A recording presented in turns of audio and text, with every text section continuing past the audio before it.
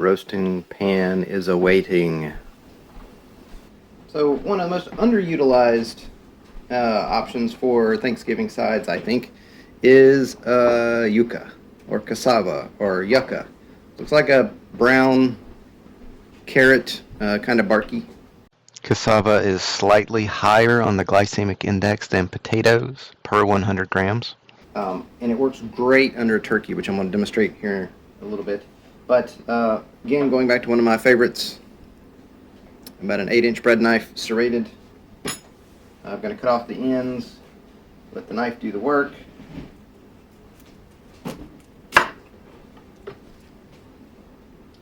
Going to then cut it down into manageable pieces. This one probably about 2.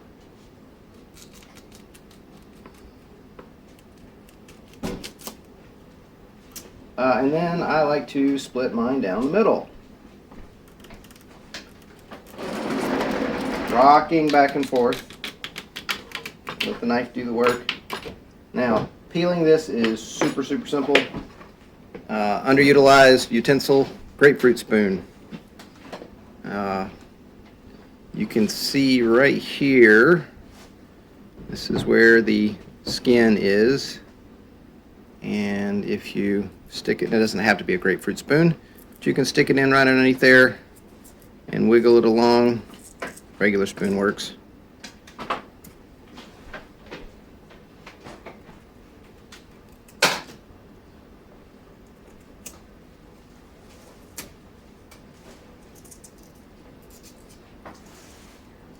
Depending on the age of the root. Oh, and these can sometimes be waxed, that's why I'm wearing a glove.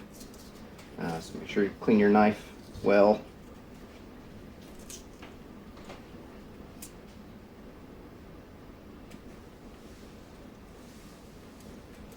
And cassava, this part of the plant, this is the root. This is where you get tapioca starch. If you ever see cassava chips in the store, you need to buy them and eat them. They're wonderful. And this one is not dry, so the skin is sticking to it fairly well, which is okay by me. When you get done, I've got a little bit of a nubbin from where the root, a smaller root was protruding. This is why I like a grapefruit spoon. You can use the tip and pop it right out. Now I cut these into half moons.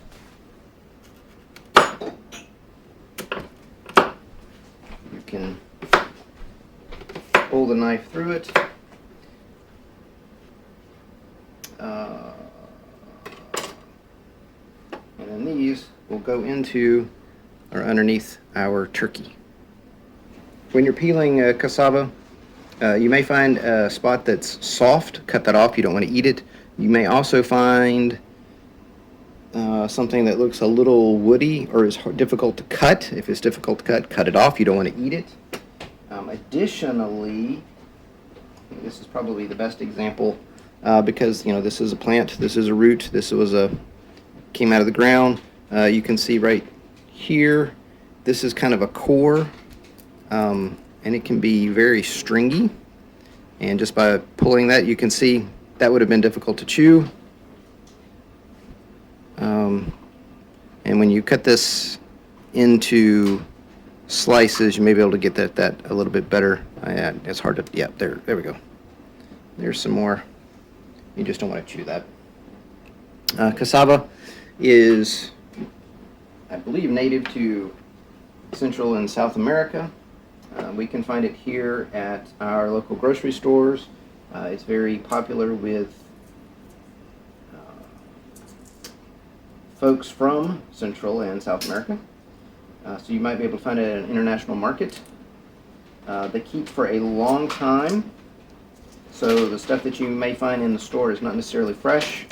If you go to a big store like here in the South, we have Publix or we have Kroger, give them a squeeze. Don't break them. They really don't like you to break them. Give them a squeeze. If they're soft, avoid them. They should be heavy for their weight because they're holding a lot of moisture. give them a smell, see if they smell weird. Weird in this case can be mothbally. They do have, I believe it's trace amounts of arsenic. I don't remember exactly. You don't want to eat these raw. Eat these cooked. And I'll finish peeling these. See, look how easy that one was. Just love it when that happens. These are looking good, other than a couple of little veiny cores. These are absolutely wonderful. They soak up liquid. They do impart their own flavor. It's very subtle. I find them very buttery. Like I said, if you can find the chips, buy the chips. They're wonderful. Better than any potato chip you'll ever have. These are looking really good, other than a couple of little veiny cores, which I'll remove before cooking. Sometimes you miss them, and they just come out stringy after you cook them.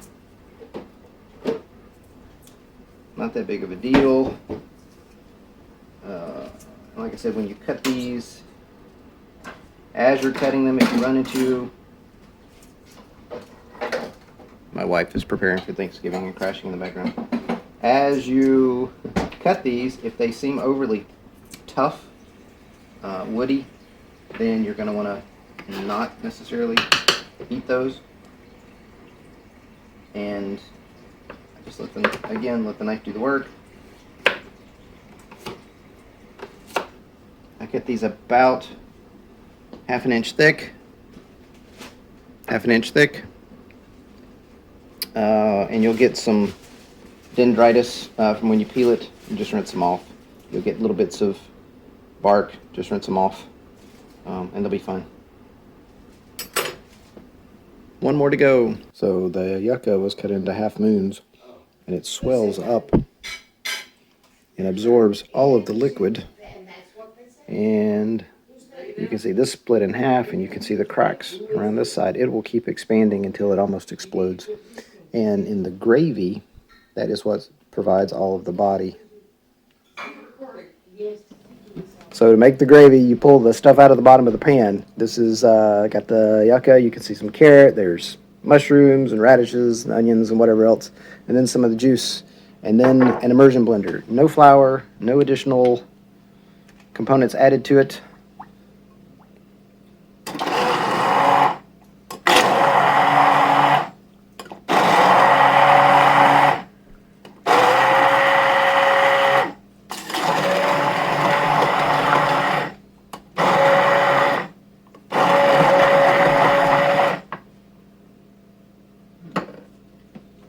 And that, perfectly thick, pourable. You can eat it on a flip-flop.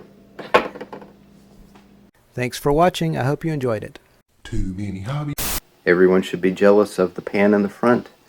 It is duck dressing with wild mushrooms, garlic, dried cherries, wild rice, brown rice, all sorts of stuff.